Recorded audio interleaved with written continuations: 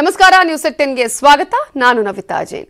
4 ಪರಿಷತ್ ಸ್ಥಾನಗಳಿಗೆ BJP ticket ಘೋಷಣೆಯನ್ನ ಮಾಡಿದ್ದು ಕೇಶವ ಪ್ರಸಾದ್, ಮಂಜುಳಾ, ಚಲವಾದಿ ನಾರಾಯಣಸ್ವಾಮಿ, ಲಿಂಗರಾಜ್ ಪಾಟೀಲ್ಗೆ ಪರಿಷತ್ ticket ದೊರಕಿದೆ.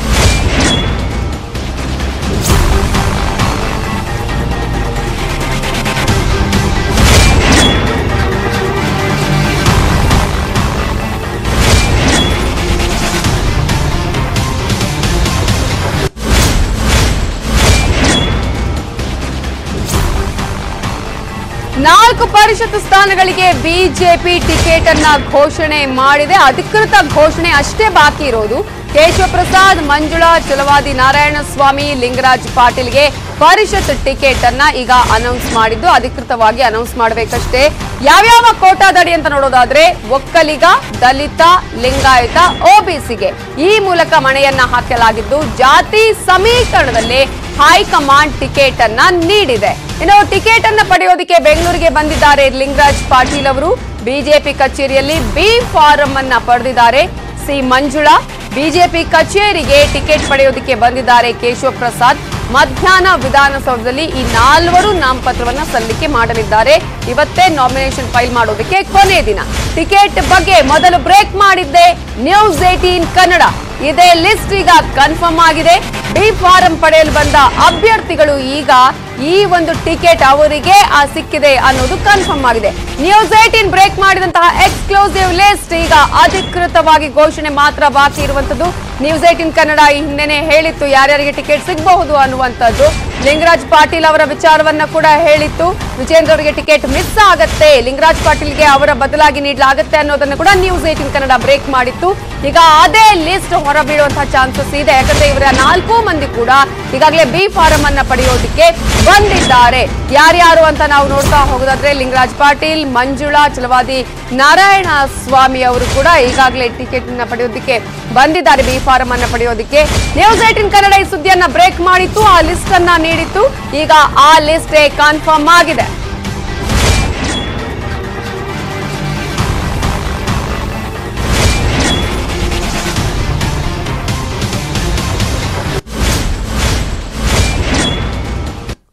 ಯಾರ್ಯಾರಿಗೆ ಟಿಕೆಟ್ ಸಿಕ್ಕಿದೆ ಅಂತ ನೋಡ್ತಾ ಹೋಗೋದಾದ್ರೆ ಅವರ ಹಿನ್ನೆಲೆಯನ್ನು ನೋಡ್ತಾ ಹೋಗೋದಾದ್ರೆ ಲಿಂಗರಾಜ್ ಪಾಟೀಲ್ ಅವರಿಗೆ ಟಿಕೆಟ್ ಸಿಕ್ಕಿದೆ. ಬಿಜೆಪಿಯ ಶಿಸ್ತು ಸಮಿತಿಯ ಅಧ್ಯಕ್ಷರು, ಹುಬ್ಬಳ್ಳಿ ಧಾರವಾಡ ನಗರಾಭಿವೃದ್ಧಿ ಪ್ರಾಧಿಕಾರದ ಅಧ್ಯಕ್ಷರಾಗಿ ಸೇವೆಯನ್ನ ಸಲ್ಲಿಸಿದ್ದಾರೆ ಲಿಂಗರಾಜ್ ಪಾಟೀಲ್ ಅವರು. ಇನ್ನು ನಿಮ್ಗೆ ಈಗಾಗಲೇ ಫೋಟೋಗಳಲ್ಲಿ ತೋರಿಸ್ತಾ ಇದ್ದೀವಿ ಯಾರ್ಯಾರಿಗೆ ಟಿಕೆಟ್ ಕನ್ಫರ್ಮ್ ಆಗಿದೆ ಅನ್ನೋದನ್ನ. ಮಂಜುಳಾ, ಚಲವಾದಿ ನಾರಾಯಣಸ್ವಾಮಿ ಹಾಗೇನೆ ಲಿಂಗರಾಜ್ ಪಾಟೀಲ್ ಅವರಿಗೂ ಕೂಡ ಟಿಕೆಟ್ ಕನ್ಫರ್ಮ್ ಆಗಿದೆ. ಇನ್ನು ಈಗಾಗಲೇ ನಾವು ನೋಡುವ ಹಾಗೆ ಪ್ರಮುಖವಾಗಿ ಈ ಒಂದು ವಿಚಾರಕ್ಕೆ ಸಂಬಂಧಪಟ್ಟ ಹಾಗೆ ಸಾಕಷ್ಟು ಹಗ್ಗಜಗ್ಗಾಟಗಳು ಕೂಡ ನಡೆದಿತ್ತು. ಯಾಕಂದ್ರೆ 15 ಜನರ ಹೆಸರನ್ನ ಈಗಾಗಲೇ ಕೋರ್ ಕಮಿಟಿ ಶಿಫಾರಸು ಮಾಡಿತ್ತು. ಯಾರಿಗೆ ಸಿಗಬಹುದು ಅನ್ನುವಂತ ಕುತೂಹಲ ಇತ್ತು. ವಿಜೇಂದ್ರ ಅವರ ಹೆಸರು ಮುನ್ನೆಲೆಗೆ ಬಂದಿದ್ರು ಕೂಡ ವಿಜೇಂದ್ರ ಅವರಿಗೆ ಟಿಕೆಟ್ ಸಿಗೋದು ಡೌಟ್ ಅಂತಾನೆ ಮೊನ್ನೆಯಿಂದಲೂ ಹೇಳಲಾಗ್ತಾ ಇತ್ತು. ನ್ಯೂಸ್ 18 ಕನ್ನಡ ಈ ಸುದ್ದಿಯನ್ನ ಮೊನ್ನೆಯಿಂದಲೂ ಕೂಡ ಬ್ರೇಕ್ ಮಾಡಿದೆ. ಲಿಂಗರಾಜ್ ಪಾಟೀಲ್ ಅವರಿಗೆ ಟಿಕೆಟ್ ಅನ್ನೋದನ್ನ ನ್ಯೂಸ್ 18 ಕನ್ನಡ ಬ್ರೇಕ್ ಮಾಡಿತ್ತು. ಸೊ ಈಗ 4 ಪರಿಷತ್ ಸ್ಥಾನಗಳಿಗೆ ಬಿಜೆಪಿ ಟಿಕೆಟ್ ಕನ್ಫರ್ಮ್ ಆಗಿರುವಂತದ್ದು. ಪ್ರಮುಖವಾಗಿ ಈಗ ಈ ಒಂದು ವಿಚಾರಕ್ಕೆ ಅಧಿಕೃತ ಘೋಷಣೆ ಮಾತ್ರ ಬಾಕಿ ಇದೆ. ಎಲ್ಲಾ ಅಭ್ಯರ್ಥಿಗಳು ಕೂಡ ಬಿ ಫಾರಂ ಅನ್ನ ಪಡೆಯೋದಕ್ಕೆ ಆಗಮಿಸಿದ್ದಾರೆ. ಕೇಶವ ಪ್ರಸಾದ್, ಮಂಜುಳಾ, ಚಲವಾದಿ ನಾರಾಯಣಸ್ವಾಮಿ, ಲಿಂಗರಾಜ್ ಪಾಟೀಲ್ ಈ 4 ಜನರಿಗೆ ಈಗ ಬಿಜೆಪಿ ಘೋಷಣೆಯನ್ನ ಮಾಡಿದೆ, ಟಿಕೆಟ್ ಅನ್ನ ಕನ್ಫರ್ಮ್ ಮಾಡಿದೆ. ಇವರು ಎಲ್ಲರೂ ಕೂಡ ಈಗ ಬಿ ಫಾರಂ ಅನ್ನು ಪಡೆಯೋದಕ್ಕೆ ಬಂದಿದ್ದಾರೆ. ಇವತ್ತೇ ನಾಮಪತ್ರವನ್ನ ಸಲ್ಲಿಸೋದಕ್ಕೆ ಕೊನೆ ದಿನ ಆಗಿರೋದನ್ನ ನಾವು ಗಮನಿಸಬಹುದು. ಇನ್ನು ಯಾರ್ಯಾರು ಅಂತ ನಾವು ನೋಡ್ತಾ ಹೋಗೋದಾದ್ರೆ ಮಂಜುಳಾ ಅವರು ಮಹಿಳಾ ಆಯೋಗದ ಮಾಜಿ ಅಧ್ಯಕ್ಷೆಯಾಗಿದ್ದು ಶಿವಮೊಗ್ಗ ಮೂಲದವಾಗಿದ್ದಾರೆ. ಮಂಜುಳಾ ಅವರು ಒಕ್ಕಲಿಗ ಸಮುದಾಯದ ನಾಯಕಿ. ಸೊ ಒಕ್ಕಲಿಗ ಕೋಟಾದಡಿ ಇವರಿಗೆ ಈಗ ಪರಿಷತ್ ಟಿಕೆಟ್ ಕನ್ಫರ್ಮ್ ಆಗಿದ್ದು. ಕೇಶವ ಪ್ರಸಾದ್ ಅವರು RSS ಮೂಲದವರು, ಇನ್ನು ಬಿಜೆಪಿ ರಾಜ್ಯ ಕಾರ್ಯದರ್ಶಿ ಕೂಡ ಹೌದು, ಅವರಿಗೂ ಕೂಡ ಈಗ ಟಿಕೆಟ್ ಕನ್ಫರ್ಮ್ ಆಗಿದೆ. ಚಲವಾದಿ ನಾರಾಯಣಸ್ವಾಮಿ ಬಿಜೆಪಿ SC ಮೋರ್ಚಾದ ರಾಜ್ಯಾಧ್ಯಕ್ಷರು, ಪರಿಶಿಷ್ಟ ಕೋಟಾದಡಿ ಟಿಕೆಟ್ ಕನ್ಫರ್ಮ್ ಆಗಿದೆ. ಬೆಂಗಳೂರು ಮೂಲದ ನಾರಾಯಣಸ್ವಾಮಿಗೆ ಟಿಕೆಟ್ ಸಿಕ್ಕಿದೆ. ಇನ್ನು ಈಗಾಗಲೇ ನಾವು ಗಮನಿಸಬಹುದು ಲಿಂಗರಾಜ್ ಪಾಟೀಲ್ ಅವರಿಗೂ ಕೂಡ ಈಗ ಟಿಕೆಟ್ ಸಿಕ್ಕಿದ್ದು. ಲಿಂಗಾಯತ ಕೋಟಾದಡಿ ಅವರಿಗೆ ಟಿಕೆಟ್ ಕನ್ಫರ್ಮ್ ಆಗಿದೆ. ಈ ಪ್ರಮುಖವಾಗಿ ಇವರೆಲ್ಲರನ್ನ ಕೂಡ ಈಗ ಆಯ್ಕೆ ಮಾಡುವಂತಹ ಸಂದರ್ಭದಲ್ಲಿ ಸಾಕಷ್ಟು ಲೆಕ್ಕಾಚಾರಗಳನ್ನು ಕೂಡ ಹೈಕಮಾಂಡ್ ಹಾಕಿದೆ. ಜಾತಿ ಸಮೀಕರಣವನ್ನ ಪ್ರಾದೇಶಿಕವಾಗಿ ಜಾತಿಯ ಲೆಕ್ಕಾಚಾರದಲ್ಲಿ ಎಲ್ಲವನ್ನ ಕೂಡ ನೋಡಿ 4 ಜನರಿಗೆ ಈಗ ಟಿಕೆಟ್ ಕನ್ಫರ್ಮ್ ಆಗಿದೆ. ಎಲ್ಲರೂ ಕೂಡ ಬಿ ಫಾರಂ ಅನ್ನ ಪಡೆಯೋದಕ್ಕೆ ಈಗ ಬಂದಿದ್ದಾರೆ. ಈ ಮೂಲಕ ನ್ಯೂಸ್ 18 ಕನ್ನಡ ಈ ಸುದ್ದಿಯನ್ನ ಬ್ರೇಕ್ ಮಾಡಿತ್ತು. ಯಾರ್ಯಾರಿಗೆ ಸಿಗಬಹುದು, ಯಾವ್ಯಾವ ರೀತಿಯಲ್ಲಿ ಲೆಕ್ಕಾಚಾರಗಳು ಇರಬಹುದು ಅನ್ನುವಂತಹ ಒಂದು ಪ್ರಮುಖವಂತಹ ಲೆಕ್ಕಾಚಾರಗಳನ್ನ ಹಾಕಿತ್ತು. ಏನು ಯಾರ್ಯಾರಿಗೆ ಈಗ ಟಿಕೆಟ್ ಕನ್ಫರ್ಮ್ ಆಗಿದೆ ಅವರ ಹಿನ್ನೆಲೆಯನ್ನ ನೋಡ್ತಾ ಹೋಗೋದಾದ್ರೆ, ಲಿಂಗರಾಜ್ ಪಾಟೀಲ್ ಅವರಿಗೆ ಹುಬ್ಬಳ್ಳಿ ಧಾರವಾಡ ನಗರಾಭಿವೃದ್ಧಿ ಪ್ರಾಧಿಕಾರದ ಅಧ್ಯಕ್ಷರಾಗಿ ಅವರಿಗೆ ಸೇವೆಯನ್ನ ಸಲ್ಲಿಸಿದ್ದಾರೆ. ಬಿಜೆಪಿಯ ಯುವ ಮೋರ್ಚಾದ ರಾಜ್ಯ ಕಾರ್ಯದರ್ಶಿ ಕೂಡ ಹೌದು. ಲಿಂಗರಾಜ್ ಪಾಟೀಲ್ ಅವರು ತಳಮಟ್ಟದಿಂದ ಬಂದಂತಹವರು, ಸೊ ಸಾಕಷ್ಟು ಬಿಜೆಪಿಯಲ್ಲಿ ಗುರುತಿಸಿಕೊಂಡಿದ್ದಾರೆ. ಇನ್ನು ಮಂಜುಳಾ ಮಹಿಳಾ ಆಯೋಗದ ಮಾಜಿ ಅಧ್ಯಕ್ಷೆ, ಒಕ್ಕಲಿಗ ಕೋಟಾದಡಿ ಇವರಿಗೆ ಈಗ ಟಿಕೆಟ್ ಕನ್ಫರ್ಮ್ ಆಗಿರೋದು. ಶಿವಮೊಗ್ಗ ಮೂಲದವರು ಮಂಜುಳಾ, ಇನ್ನು ಒಕ್ಕಲಿಗ ಸಮುದಾಯದ ನಾಯಕಿ ಕೂಡ ಹೌದು. ಮತ್ತೊಂದು ಕಡೆ ನಾವು ನೋಡೋದಾದ್ರೆ ಕೇಶವ ಪ್ರಸಾದ್ಗೆ ಬಿಜೆಪಿಯ ಪರಿಷತ್ ಟಿಕೆಟ್ ಕನ್ಫರ್ಮ್ ಆಗಿದೆ. ಪ್ರಮುಖವಾಗಿ 4 ಜನರಿಗೆ ಈಗ ಟಿಕೆಟ್ ಕನ್ಫರ್ಮ್ ಆಗಿರುವಂತದ್ದು. 4 ಜನರಿಗೂ ಕೂಡ ಬೇರೆ ಬೇರೆ ಕೋಟಾದಡಿ ಈಗ ಜಾತಿ ಸಮೀಕರಣವನ್ನ ಮಾಡಿ ಟಿಕೆಟ್ ಅನ್ನ ಕನ್ಫರ್ಮ್ ಮಾಡಲಾಗಿದೆ. ಲಿಂಗರಾಜ್ ಪಾಟೀಲ್, ಮಂಜುಳಾ, ಛಲವಾದಿ ನಾರಾಯಣ ಸ್ವಾಮಿ, ಹಾಗೇನೆ ಬಿಜೆಪಿಯ ರಾಜ್ಯ ಕಾರ್ಯದರ್ಶಿ ಆಗಿದ್ದಂತಹ ಕೇಶವ ಪ್ರಸಾದ್ ಅವರಿಗೂ ಕೂಡ ಟಿಕೆಟ್ ಕನ್ಫರ್ಮ್ ಆಗಿದೆ. ಒಕ್ಕಲಿಗ ಕೋಟಾದಡಿ ಮಂಜುಳಾ ಅವರಿಗೆ ಟಿಕೆಟ್ ಕನ್ಫರ್ಮ್ ಆಗಿದೆ. ಲಿಂಗರಾಜ್ ಪಾಟೀಲ್ ಅವರಿಗೆ ಲಿಂಗಾಯತ ಕೋಟಾದಡಿ ಕನ್ಫರ್ಮ್ ಆಗಿದೆ. ಛಲವಾದಿ ನಾರಾಯಣ ಸ್ವಾಮಿ ಅವರಿಗೆ ಈಗ ಟಿಕೆಟ್ ಕನ್ಫರ್ಮ್ ಆಗಿದೆ. ಇವೆಲ್ಲದರ ಬಗ್ಗೆ ಇನ್ನಷ್ಟು ಡೀಟೇಲ್ಸ್ ಕೊಡೋದಿಕ್ಕೆ ನಮ್ಮ ಪೊಲಿಟಿಕಲ್ ಬ್ಯೂರೋ ಹೆಡ್ ಆಗಿರುವಂತಹ ಚಿದಾನಂದ ಪಟೇಲ್ ಈಗ ನೇರ ಸಂಪರ್ಕದಲ್ಲಿದ್ದಾರೆ. ಚಿದಾನಂದ ಪಟೇಲ್, ಈಗಾಗಲೇ ನ್ಯೂಸ್ 18 ಕನ್ನಡ ಈ ಸುದ್ದಿಯನ್ನ ಬ್ರೇಕ್ ಮಾಡಿತ್ತು. ವಿಜೇಂದ್ರ ಅವರಿಗೆ ಟಿಕೆಟ್ ಕೈತಪ್ಪಿದೆ, ಲಿಂಗರಾಜ್ ಪಾಟೀಲ್ ಅವರಿಗೆ ಟಿಕೆಟ್ ಕನ್ಫರ್ಮ್ ಆಗಿದೆ ಅನ್ನುವಂಥದ್ದನ್ನ. ಸೊ ಈ ಹಿನ್ನೆಲೆಯಲ್ಲಿ ಯಾವ ರೀತಿಯ ಜಾತಿ ಲೆಕ್ಕಾಚಾರಗಳು, ಸಮೀಕರಣಗಳು ಎಲ್ಲವೂ ಕೂಡ ನಡೆದಿದೆ ಅಂತ ಹೇಳ್ತೀರಿ?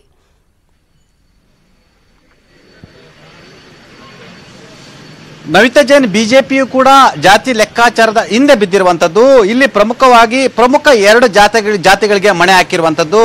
ಪ್ರಮುಖವಾಗಿ ಒಕ್ಕಲಿಗ, ದಲಿತ, ಲಿಂಗಾಯತ ಮತ್ತು ಒಬಿಸಿ ಈ 4 ಜಾತಿಗಳಿಗೆ ತಲಾ ಒಬ್ಬೊಬ್ಬರಿಗೆ ಟಿಕೆಟ್ ಕೊಡುವ ಮುಖಾಂತರ ಜಾತಿ ಸಮೀಕರಣವನ್ನ ಮಾಡಿರುವಂತದ್ದು. ಪ್ರಮುಖವಾಗಿ ಉತ್ತರ ಕರ್ನಾಟಕ ಭಾಗ, ಹುಬ್ಳಿ ಧಾರವಾಡದ ಭಾಗ ಕೂಡ ಟಿಕೆಟ್ ಅನ್ನು ಕೊಟ್ಟಿರುವಂತದ್ದು. ಅದರಲ್ಲಿ ಪ್ರಮುಖವಾಗಿ ಬಿಜೆಪಿಯ ಶಿಸ್ತು ಸಮಿತಿಯ ಅಧ್ಯಕ್ಷರು ಆಗಿರ್ತಕ್ಕಂಥ ಹುಬ್ಳಿ ಮತ್ತು ಧಾರವಾಡದ ನಗರಾಭಿವೃದ್ಧಿ ಪ್ರಾಧಿಕಾರದ ಅಧ್ಯಕ್ಷರು ಆಗಿದ್ದಂತ ಕೇಂದ್ರ ಸಚಿವ ಪ್ರಹ್ಲಾದ್ ಜೋಶಿ ಅವರ ಅತ್ಯಾಪ್ತರಾಗಿರ್ತಕ್ಕಂಥ ಲಿಂಗರಾಜ್ ಪಾಟೀಲ್ ಅವರಿಗೆ ಟಿಕೆಟ್ ಕೊಡುವ ಮುಖಾಂತರ ಪ್ರಹ್ಲಾದ್ ಜೋಶಿ ಕೂಡ ಕರ್ನಾಟಕ ರಾಜ್ಯ ರಾಜಕಾರಣದಲ್ಲಿ, ಬಿಜೆಪಿ ರಾಜಕಾರಣದಲ್ಲಿ ತನ್ನದೇ ಚಾಪು ಇದರಿಂದ ಪರೋಕ್ಷವಾಗಿ ಸಾರಿ ಹೇಳಿರುವಂತದ್ದು. ಇದರ ಬೆನ್ನಲ್ಲೇ BL ಸಂತೋಷ್ ಹಲವಾರು ಹೆಸರನ್ನು ಕೂಡ ಕೊಟ್ಟಿದ್ರು. ಅದರಲ್ಲಿ ಗೀತಾ ವಿವೇಕಾನಂದ ಹೆಸರು ಇರುವಂತದ್ದು ಸೇರಿದಂತೆ ಅನೇಕ ಹೆಸರನ್ನು ಕೊಟ್ಟಿದ್ರು. ಅದರ ಜೊತೆಗೆ ಅವರದೇ ಹೆಸರಾಗಿರ್ತಕ್ಕಂಥ ಅಂದ್ರೆ OBCಗೆ ಸೇರಿರ್ತಕ್ಕಂಥ ಮತ್ತು ಈ ಹಿಂದೆ ಭಾರತೀಯ ಜನತಾ ಪಕ್ಷದ ಕಚೇರಿ ಕಾರ್ಯದರ್ಶಿ ಆಗಿದ್ದಂತಹ ಕೇಶವ ಪ್ರಸಾದ್ ಅವರಿಗೆ ಟಿಕೆಟ್ ಕೊಡಿಸುವಲ್ಲಿ BL ಸಂತೋಷ್ ಅವರು ಸಕ್ಸಸ್ ಆಗಿರುವಂತದ್ದು. ಇದರ ಬೆನ್ನಲ್ಲೇ ಎಲ್ಲೊಂದು ಕಡೆ ರಾಜ್ಯ ಬಿಜೆಪಿ ಘಟಕ ದಲಿತ ಬಲಗೈ ಅಂದ್ರೆ ಈಗಾಗಲೇ ಕೇಂದ್ರ ಸಚಿವ ನಾರಾಯಣ ಸ್ವಾಮಿ ದಲಿತ ಎಡಗೈ ಗುಂಪಿಗೆ ಸೇರಿದಂತವರು, ಸಚಿವ ಗೋವಿಂದ ಕಾರಜೋಳ ಕೂಡ ದಲಿತ ಎಡಗೈ ಗುಂಪಿಗೆ ಸೇರಿದಂತವರು. ಹಾಗಾಗಿ ಬಲಗೈಗೆ ಅವಕಾಶ ಕೊಡುವ ಕಾರಣಕ್ಕಾಗಿ SC ಮೋರ್ಚಾದ ರಾಜ್ಯಾಧ್ಯಕ್ಷರಾಗಿರ್ತಕ್ಕಂಥ ಮಾಜಿ ಕಾಂಗ್ರೆಸ್ ನಾಯಕ ಆಗಿದ್ದಂತ ಛಲವಾದಿ ನಾರಾಯಣ ಸ್ವಾಮಿ ಅವರಿಗೆ ಟಿಕೆಟ್ ಕೊಡುವ ಮುಖಾಂತರ SC ಬಲಗೈಗೆ ಮಣೆ ಹಾಕಿರುವಂತದ್ದು. ಇನ್ನ ಕೇಶವ ಪ್ರಸಾದ್ ಅವರು OBCಗೆ ಸೇರಿದ್ರಿಂದ ಅವರಿಗೆ OBC ಕೋಟಾದಡಿ ಟಿಕೆಟ್ ಅನ್ನು ಕೊಟ್ಟಿರುವಂತದ್ದು. ಇದರ ಬೆನ್ನಲ್ಲೇ ಪ್ರಮುಖವಾಗಿ ಇಲ್ಲೊಂದು ಅಂಶ ಅಂತ ಹೇಳಿದ್ರೆ BS ಯಡಿಯೂರಪ್ಪನವರಿಗೆ ಒಂದ್ ಕಡೆ ಮಣೆ ಹಾಕಿರುವಂತದ್ದು. ಯಾಕಂತ ಹೇಳಿದ್ರೆ ಅವರ ಪುತ್ರ ವಿಜೇಂದ್ರ ಅವರಿಗೆ ಟಿಕೆಟ್ ಕೈತಪ್ಪಿರ ಹಿನ್ನೆಲೆಯಲ್ಲಿ ಯಡಿಯೂರಪ್ಪನವರ ಅಸಮಾಧಾನವನ್ನು ತಣಿಸಲು ಅವರ ಅತ್ಯಾಪ್ತಿ ಆಗಿರ್ತಕ್ಕಂಥ ಯಡಿಯೂರಪ್ಪನವರ ಬೆಂಬಲಿಗರು ಆಗಿರ್ತಕ್ಕಂಥ ಮಹಿಳಾ ಆಯೋಗದ ಮಾಜಿ ಅಧ್ಯಕ್ಷ ಆಗಿರ್ತಕ್ಕಂಥ ಮಂಜುಳಾ ಅವರಿಗೆ ಟಿಕೆಟ್ ಅನ್ನು ಕೊಡುವ ಮುಖಾಂತರ ಎಲ್ಲೊಂದ್ ಕಡೆ ಅವರ ಪುತ್ರ ವಿಜೇಂದ್ರಗೆ ಟಿಕೆಟ್ ಕೈ ತಪ್ಪಿದ್ರು ಕೂಡ BS ಯಡಿಯೂರಪ್ಪನವರು ಶಿಫಾರಸು ಮಾಡಿರ್ತಕ್ಕಂಥ ಮಂಜುಳಾ ಅವರಿಗೆ ಟಿಕೆಟ್ ಅನ್ನು ಕೊಡುವ ಮುಖಾಂತರ ಅವರನ್ನ ಎಲ್ಲೊಂದ್ ಕಡೆ ಅಸಮಾಧಾನ ತಣಿಸುವ ಪ್ರಯತ್ನ ಅಂತ ಹೇಳಲಾಗ್ತದೆ. ಆ ಮುಖಾಂತರ ಎಲ್ಲೊಂದ್ ಕಡೆ ಬಿಜೆಪಿ ಹೈಕಮಾಂಡ್ ಕುಟುಂಬ ರಾಜಕಾರಣಕ್ಕೆ ಒತ್ತು ಕೊಡಲ್ಲ, ಕುಟುಂಬ ರಾಜಕಾರಣಕ್ಕೆ ಮಣೆ ಹಾಕಲ್ಲ ಮತ್ತು ವಂಶ ಪಾರಂಪರ್ಯ ರಾಜಕಾರಣದ ವಿರುದ್ಧ ಪ್ರಧಾನಿ ನರೇಂದ್ರ ಮೋದಿ ಅವರು ಯುದ್ಧ ಸಾರಿದ್ದಾರೆ. ಇದರ ಭಾಗವಾಗಿ BA ವಿಜೇಂದ್ರ ಅವರಿಗೆ ಟಿಕೆಟ್ ದಕ್ಕಲಿಲ್ಲ ಎಂಬ ಸಂದೇಶವನ್ನು ರವಾನೆ ಮಾಡಿದ್ರು.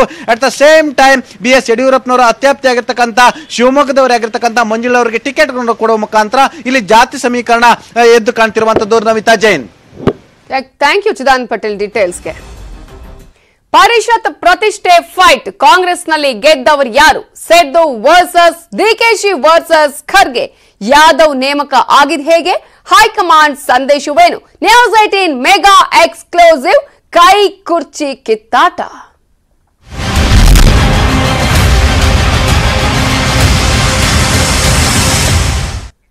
ಕಾಂಗ್ರೆಸ್ನಲ್ಲೂ ಅಚ್ಚರಿಯ ಹೆಸರುಗಳು ಈಗ ಆಯ್ಕೆಯಾಗಿದ್ದು, ನಾಗರಾಜ್ ಯಾದವ್ ಹಾಗೆಯೇ ಅಬ್ದುಲ್ ಜಬ್ಬಾರ್ಗೆ ಟಿಕೆಟ್ ಅನ್ನ ಘೋಷಣೆ ಮಾಡಿದೆ ಕಾಂಗ್ರೆಸ್. ಪರಿಷತ್ ಅಭ್ಯರ್ಥಿಗಳ ಅಚ್ಚರಿ ಆಯ್ಕೆ ಆಗಿದ್ದು ಹೇಗೆ?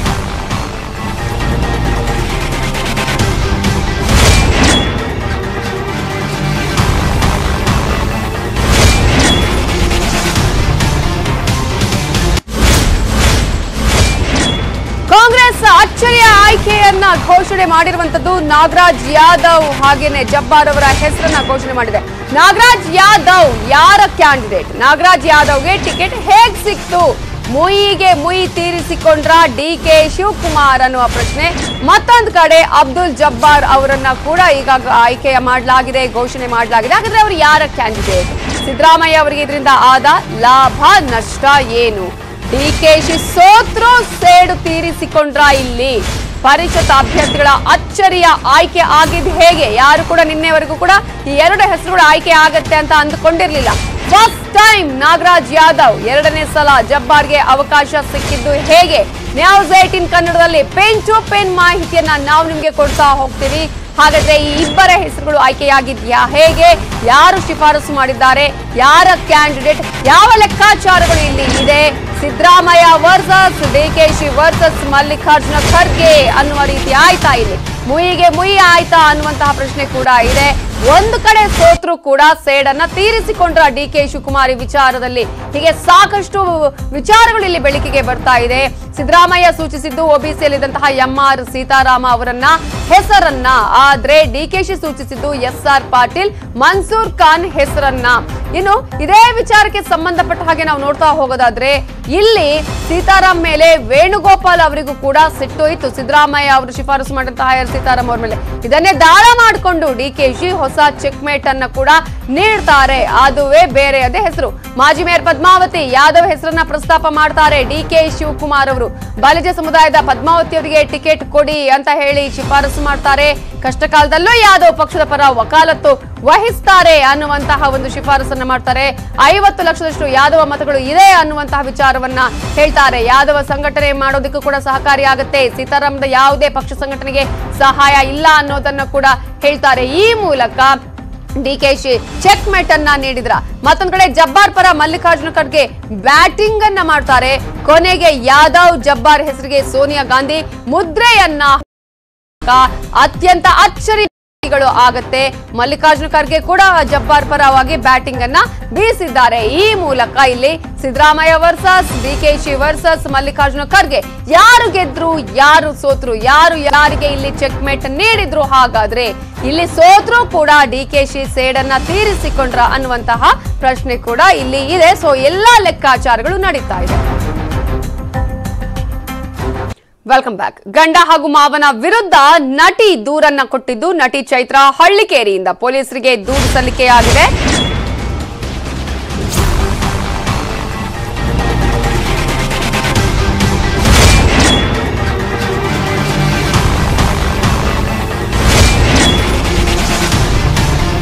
ತನ್ನ ಒಡವೆಯನ್ನ ಅಡವಿಟ್ಟು ಸಾಲ ಪಡೆದಿದ್ದಾರೆ ಅಂತ ಹೇಳಿ ಚೈತ್ರಾ ಹಳ್ಳಿಕೇರಿ ದೂರನ್ನ ನೀಡಿದ್ದಾರೆ.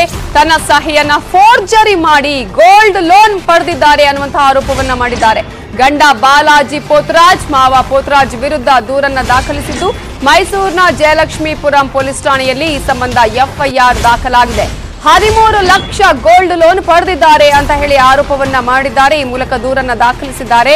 ಬ್ಯಾಂಕ್ ಮ್ಯಾನೇಜರ್ ಶಾಮೀಲಾಗಿದ್ದಾರೆ ಅಂತಾನೂ ಈ ದೂರಿನಲ್ಲಿ ಅವರು ಉಲ್ಲೇಖ ಮಾಡಿದ್ದಾರೆ. ವಂಚನೆ ಮಾಡಿ ಜೀವ ಬೆದರಿಕೆ ಹಾಕಿದ್ದಾರೆ ಅಂತ ಹೇಳಿ ದೂರಿನಲ್ಲಿ ಉಲ್ಲೇಖವನ್ನ ಮಾಡಿದ್ದಾರೆ. ಮೈಸೂರಲ್ಲಿ MK ಪೋತರಾಜ್ ಅವರದ್ದು ಸಾಕಷ್ಟು ಲಿಕ್ಕರ್ ಬಿಸ್ನೆಸ್ ಇದೆ. ಕೋಟಿ ಕುಳ ಅಂತಾನೆ ಮೈಸೂರಲ್ಲಿ ಫೇಮಸ್ ಆಗಿದ್ದಾರೆ. ಈಗ ಅವರ ವಿರುದ್ಧವೇ ಚೈತ್ರಾ ಹಳ್ಳಿಕೇರಿ ದೂರನ್ನ ದಾಖಲಿಸಿದ್ದಾರೆ. ಬ್ಯಾಂಕ್ ಮ್ಯಾನೇಜರು ಕೂಡ ತನ್ನ ಒಡವೆಯನ್ನ ಅಡವಿಡುವಂತಹ ಸಂದರ್ಭದಲ್ಲಿ ಶಾಮೀಲಾಗಿದ್ದಾರೆ ಅಂತ ಹೇಳಿ ಚೈತ್ರಾ ಹಳ್ಳಿಕೇರಿ ಈಗ ದೂರನ್ನ ದಾಖಲಿಸಿದ್ದಾರೆ. ತನ್ನ ಗಂಡ ಹಾಗೆಯೇ ಮಾವನ ವಿರುದ್ಧ ದೂರನ್ನ ದಾಖಲಿಸಿದ್ದು FIR ದಾಖಲಾಗಿದೆ. ಚೈತ್ರಾ ಹಳ್ಳಿಕೇರಿ ಈಗಾಗಲೇ ದೂರನ್ನ ದಾಖಲಿಸಿದ್ದಾರೆ. ತನ್ನ ಒಡವೆಯನ್ನ ಅಡವಿಟ್ಟು 13 ಲಕ್ಷದಷ್ಟು ಒಡವೆಯನ್ನ ಅಡವಿಟ್ಟು ಸಾಲ ಪಡೆದಿದ್ದಾರೆ ಅಂತ ಹೇಳಿ ದೂರನ್ನ ದಾಖಲಿಸಿದ್ದಾರೆ. ಅದರ ಜೊತೆಗೆ ತನ್ನ ಸಹಿಯನ್ನ ಫೋರ್ಜರಿ ಮಾಡಿದ್ದಾರೆ ಅನ್ನುವಂತಹ ದೂರು ಕೂಡ ದಾಖಲಾಗಿದೆ. ಈಗಾಗಲೇ ತನ್ನ ಗಂಡ ಮತ್ತು ಮಾವನ ವಿರುದ್ಧ ದೂರನ್ನ ದಾಖಲಿಸಲಾಗಿದ್ದು FIR ದಾಖಲಾಗಿದೆ. ಜೊತೆಗೆ ಬ್ಯಾಂಕ್ ಮ್ಯಾನೇಜರ್ ವಿರುದ್ಧವೂ ಕೂಡ ದೂರನ್ನ ದಾಖಲಿಸಿದ್ದಾರೆ. ಅವರು ಕೂಡ ಇದರಲ್ಲಿ ಶಾಮೀಲಾಗಿದ್ದಾರೆ ಅನ್ನುವಂತಹ ದೂರನಲ್ಲಿ ಉಲ್ಲೇಖವನ್ನ ಮಾಡಿದ್ದಾರೆ. ನಟಿ ಚೈತ್ರಾ ಹಳ್ಳಿಕೇರಿ ಹಿಂದೆ ಕೂಡ ತಮ್ಮ ಗಂಡನ ವಿರುದ್ಧ ದೂರನ್ನ ದಾಖಲಿಸಿದ್ರು. ಈಗ ಈ ತನ್ನ ಒಡವೆಯ ವಿಚಾರಕ್ಕೆ ಸಂಬಂಧಪಟ್ಟ ಹಾಗೆ ಒಡವೆಯನ್ನ ಅಡವಿಟ್ಟು 13 ಲಕ್ಷದಷ್ಟು ಆ ಒಂದು ಒಡವೆಗೆ ಸಂಬಂಧಪಟ್ಟ ಹಾಗೆ ಲೋನ್ ಅನ್ನ ಪಡೆದಿದ್ದಾರೆ ಅನ್ನುವಂತಹ ಆರೋಪವನ್ನ ಆರೋಪಗಳನ್ನ ಮಾಡಿದ್ದಾರೆ. ಈ ಮೂಲಕ FIR ಅನ್ನ ದಾಖಲಿಸಿದ್ದಾರೆ ತನ್ನ ಗಂಡ ಹಾಗೂ ಮಾವನ ವಿರುದ್ಧ. ಜೊತೆಗೆ ಈ ಒಂದು ಪ್ರಕರಣದಲ್ಲಿ ಬ್ಯಾಂಕ್ ಮ್ಯಾನೇಜರ್ ಶಾಮೀಲಾಗಿದ್ದಾರೆ, ವಂಚಿಸಿ ಜೀವ ಬೆದರಿಕೆ ಹಾಕಿದ್ದಾರೆ ಅಂತಾನು ಕೂಡ ದೂರಿನಲ್ಲಿ ಉಲ್ಲೇಖ ಮಾಡಲಾಗಿದೆ. ಇನ್ನು ಪೋತರಾಜ್ ಅವರಿಗೆ ಸಾಕಷ್ಟು ಲಿಕ್ಕರ್ ಬಿಸಿನೆಸ್ ಕೂಡ ಇದೆ. ಮೈಸೂರಲ್ಲಿ ಈಗಾಗಲೇ ಕೋಟಿ ಕುಳ ಅಂತ ಹೇಳಿ ಹೆಸರುವಾಸಿಯಾಗಿರುವಂತಹ ಪೋತರಾಜ್ ವಿರುದ್ಧ ನಟಿ ಚೈತ್ರ ಹಳ್ಳಿಕೇರಿ ದೂರನ್ನ ದಾಖಲಿಸಿದ್ದಾರೆ. ಈ ಮೂಲಕ ಈಗ ನಟಿ ಚೈತ್ರ ಬಾಳಲ್ಲಿ ಬಿರುಗಾಳಿ ಎದ್ದಿದೆ.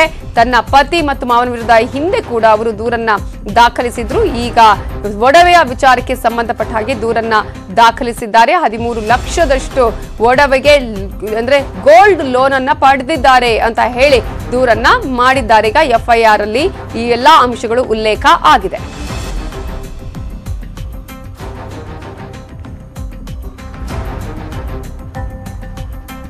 Welcome back. ಸಿಲಿಕಾನ್ ಸಿಟಿಯಲ್ಲಿ ಅಪರಿಚಿತನ ಹುಚ್ಚಾಟ ನಡೆದಿದ್ದು ಬೆಳಗ್ಗೆ ಎದ್ದು ಮನೆಯಿಂದ ಹೊರ ಬಂದವರಿಗೆ ಬಿಗ್ ಶಾಕ್.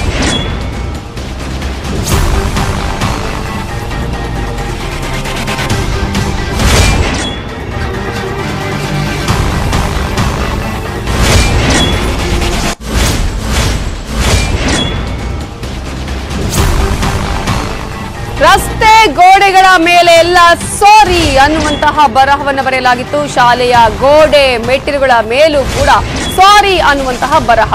ಶಾಲೆಯ ಗೋಡೆ ಆಗಿರ್ಬೋದು, ಮೆಟ್ಟಿಲಾಗಿರ್ಬೋದು, ಅಲ್ಲಿ ಕೆಂಪು ಬಣ್ಣದಲ್ಲಿ ಸಾರಿ ಅನ್ನುವಂತಹ ಬರಹವನ್ನು ಬರೆಯಲಾಗಿತ್ತು.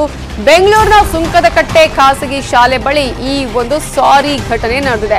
ಪೊಲೀಸರಿಗೆ ಮಾಹಿತಿಯನ್ನು ಕೊಟ್ಟಿದ್ದಾರೆ ಸ್ಥಳೀಯರು. ಈಗಾಗಲೇ ಪೊಲೀಸರು ಸುತ್ತಮುತ್ತಲಿನ CCTVಗಳನ್ನ ಪರಿಶೀಲನೆ ಮಾಡ್ತಾ ಇದ್ದಾರೆ. ಯಾರು ಈ ರೀತಿಯಾಗಿ ಬರೆದಿದ್ದಾರೆ, ಯಾರು ಯಾರಿಗೆ ಸಾರಿ ಹೇಳಿದ್ದಾರೆ, ಕೆಂಬರಹದಲ್ಲಿ ಎಲ್ಲಾ ಕಡೆ ನೋಡಿದ್ರು ಕೂಡ ಸಾರಿ ಸಾರಿ ಮಾ ಸಾರಿ ಪಾ ಅನ್ನುವಂತಹ ಒಂದು ಬರಹವೇ ಕಾಣಿಸ್ತಾ ಇದೆ. ಎಲ್ಲಾ ಕಡೆ ಈ ರೀತಿಯಂತ ಒಂದು ಹುಚ್ಚಾಟವನ್ನ ಮಾಡಿರುವಂತದ್ದು. ಶಾಲೆಯ ಸ್ಟೆಪ್ಸ್ ಆಗಿರ್ಬೋದು, ಗೋಡೆ ಆಗಿರ್ಬೋದು, ಎಲ್ಲಾ ಕಡೆಗಳಲ್ಲಿ ಕೆಂಪು ಬಣ್ಣದಲ್ಲಿ ಸಾರಿ ಅಂತ ಹೇಳಿ ಇಡೀ ಒಂದು ರಸ್ತೆಯ ಬಲ್ಲೂ ಕೂಡ ಗಮನಿಸಬಹುದು. ಎಲ್ಲಾ ಕಡೆ ಸಾರಿ ಸಾರಿ ಸಾರಿ ಅನ್ನುವಂತಹ ಬರಹವನ್ನ ಬರೆಯಲಾಗಿದೆ. ಈ ರೀತಿಯಾಗಿ ಬರೆದವರು ಯಾರು ಅನ್ನುವಂತಹ ಒಂದು ಹುಡುಕಾಟದಲ್ಲಿದ್ದಾರೆ ಪೊಲೀಸರು. CCTV ಫುಟೇಜ್ಗಳನ್ನೆಲ್ಲವನ್ನು ಕೂಡ ಪರಿಶೀಲನೆ ಮಾಡ್ತಾ ಇದ್ದಾರೆ. ಬೆಳಗ್ಗೆ ಎದ್ದು ನೋಡಿದಂತಹ ಸಂದರ್ಭದಲ್ಲಿ ಅಲ್ಲಿನ ಜನರಿಗೆ ಒಂದು ರೀತಿಯ ಶಾಕ್. ಯಾರು ಈ ತರ ಬರೆದಿದ್ದಾರೆ, ಯಾಕೆ ಬರೆದಿದ್ದಾರೆ ಅನ್ನುವಂತಹ ಒಂದು ಆತಂಕ ಕೂಡ ಅಲ್ಲಿ ಇತ್ತು. ಈ ಹಿನ್ನೆಲೆಯಲ್ಲಿ ಪೊಲೀಸರಿಗೆ ಮಾಹಿತಿಯನ್ನ ನೀಡಿದ್ದಾರೆ. ಪೊಲೀಸರು ಈಗ ಎಲ್ಲಾ ರೀತಿಯಲ್ಲೂ ಕೂಡ CCTVಯ ಪರಿಶೀಲನೆ ಮಾಡ್ತಿದ್ದಾರೆ. ಯಾರು ಬರೆದಿದ್ದಾರೆ, ಎಷ್ಟು ಹೊತ್ತಿಗೆ ಬರೆದಿದ್ದಾರೆ, ಯಾರು ಅವರು ಅನ್ನುವಂತಹ ಬಗ್ಗೆ ಕೂಡ ಪರಿಶೀಲನೆಯನ್ನ ಮಾಡ್ತಾ ಇದ್ದಾರೆ. ನೀವೀಗ ದೃಶ್ಯಗಳಲ್ಲಿ ನೋಡಬಹುದು, ಎಲ್ಲೇ ನೋಡಿದ್ರು ಕೂಡ ಸಾರಿ ಅನ್ನುವಂತಹ ಕೆಂಪು ಬಣ್ಣದಲ್ಲಿ ಬರೆದಿರುವಂತಹ ಒಂದು ಬರಹವನ್ನ ನೋಡಬಹುದು. ಇದು ಅಪರಿಚಿತರ ಹುಚ್ಚಾಟ ಅಂತಾನೆ ಹೇಳಲಾಗ್ತಾ ಇದೆ. ಎಲ್ಲಾ ಕಡೆ ಸಾರಿ ಸಾರಿ ಅನ್ನುವಂತಹ ಬರಹವೇ ಇದೆ. ವಿದ್ಯಾರ್ಥಿಗಳು ಕೂಡ ಬಂದಂತ ಸಂದರ್ಭದಲ್ಲಿ ಇವೆಲ್ಲವನ್ನ ನೋಡಿ ಒಂದು ರೀತಿಯಲ್ಲಿ ಆತಂಕಗೊಂಡಿದ್ದಾರೆ. ಏನಾಗಿದೆ ಅಂತ CCTV ದೃಶ್ಯಾವಳಿಗಳನ್ನ ನೀವು ನೋಡಬಹುದು. ಈ CCTV ದೃಶ್ಯಾವಳಿಗಳಲ್ಲಿ ಈಗ ಯಾರು ಬರೆದಿದ್ದಾರೆ, ಯಾವ ರೀತಿಯಾಗಿ ಬರೆದಿದ್ದಾರೆ, ಏನು ಇವೆಲ್ಲವನ್ನ ಕೂಡ ನೀವು ಗಮನಿಸಬಹುದು. ಕೆಂಪು ಬಣ್ಣದಲ್ಲಿ ಸಾರಿ ಅನ್ನುವಂತಹ ಬರಹವನ್ನ ಇವರು ಬರೆದಿರೋದು ಯಾಕೆ ಹಾಗಾದ್ರೆ? CCTV ದೃಶ್ಯಾವಳಿಗಳನ್ನ ನಿಮಗೆ ತೋರಿಸ್ತಾ ಇದೀವಿ. ಮಾಡಿರೋದು ಹುಡುಗಿಯರಂತೂ ಯಾರು ಮಾಡಕ್ ಸಾಧ್ಯ ಇಲ್ಲ. ಯಾರೋ ಹುಡುಗ ಮಾಡಿರೋದು. ಇದು ನೈಟ್ ಇರ್ಲಿಲ್ಲ ಸರ್. ಅದು ಯಾವಾಗ ಬಂದ್ ಬರ್ದಿದ್ದಾನೆ ಅಂತ ಗೊತ್ತಿಲ್ಲ. ಎಲ್ಲ 3 ಗಂಟೆ 4 ಗಂಟೆ ನಾಯಿ ಬಗಳ್ತಾ ಇತ್ತು. ಅವಾಗ ಏನಾದ್ರೂ ಬಂದ್ ಬರ್ದಿದ್ದಾನೇನೋ ಗೊತ್ತಿಲ್ಲ ಸರ್. ನಾವು 6 ಗಂಟೆಗೆ ನೋಡಿದ್ವು. ಮನೆ ಮೇಲೆ ಮಾಡಿ ಮೇಲಿಂದ ಎದ್ದು ನೋಡಿದ ತಕ್ಷಣನೇ ಇದೇನಪ್ಪ ಸಾರಿ ಸಾರಿ ಅಂತ ಕಾಲೇಜ್ವರೆಗೂ ಇದೆ ಅಂತ ಆ ಕ್ಷಣದಲ್ಲಿ ನೋಡಿದಾಗ ಯಾರೋ ಪಾಗಲ್ ಪ್ರೇಮಿದೆ ಇದ್ ಕೆಲಸ ಅನ್ನಿಸ್ತು. ನಗುನು ಬಂತು, ಇತ್ತ ಬೇಜಾರು ಆಯ್ತು ಸರ್. ಅಲ್ಲ, ವಿದ್ಯಾರ್ಥಿಗಳು ಓದಕ್ ಬರ್ತಾರ ಅಥವಾ ಶಾಲಾ ಕಾಲೇಜ್ ಮುಂದೆ ಶಾಲೆ ರೆಪ್ಯುಟೇಷನ್ ಏನಾಗುತ್ತೆ? ಕಾಲೇಜಿಗೆ ಒಂದು ಮರ್ಯಾದೆ ಇದೆ. ನಾವು 30 ವರ್ಷಗಳ ಕಾಲದಿಂದ ಇಲ್ಲೇ ಇದ್ದೀವಿ. ಶಾಲೆ ಕಾಲೇಜಿನ ಮರ್ಯಾದೆ ಏನಾಗುತ್ತೆ ಅದನ್ನ ವಿದ್ಯಾರ್ಥಿಗಳೆಲ್ಲ ಅರ್ಥ ಮಾಡ್ಕೋಬೇಕು ಅಲ್ವಾ ಸರ್? ಅವ್ರು ಓದಕ್ಕೆ ಬರೋದು ಇವಾಗ ಈ ವಯಸ್ಸಿನಲ್ಲಿ ಅವ್ರು ಓದಕ್ ಬರ್ತಾರೆ ಹೊರತು ಪ್ರೀತಿ ಪ್ರೇಮಕ್ಕೆ ಇದೆಲ್ಲ ಜಾಗ ಅಲ್ಲ. ಅದಂತೂ ನನಗೆ ಬೇಸರ ತಂದಿದೆ ಸರ್. ಬೆಳಿಗ್ಗೆ ನೋಡಿದಾಗ ಎಲ್ಲ ಬರ್ದವ್ರು ಅದು ಯಾವ ಪುಣ್ಯಾತ್ಮ ಬರ್ದ ಹೆಂಗ್ ಬರ್ದ ಹುಚ್ಚನು ಇರಬರ ಓದ ಹುಡುಗರು ಎಷ್ಟು ತೊಂದರೆ ಆಗುತ್ತಿಲ್ಲ. 50 ಅದೇ ಬೇಜಾರಾಗಿರೋದಿಲ್ಲ. ನಾನು ಯಾರು ಫಸ್ಟ್ ಕಂಡಿದ್ದೀವಿ ಸರ್, ಖಂಡಿತ. ಇವಿಷ್ಟು ಈ ಹೊತ್ತಿನ ಪ್ರಮುಖ ಸುದ್ದಿ. ನೋಡ್ತಾ ಇರಿ ನ್ಯೂಸ್ 18 ಕನ್ನಡ. ಜಾಲ ನಮ್ಮದು, ಬಲ ನಿಮ್ಮದು.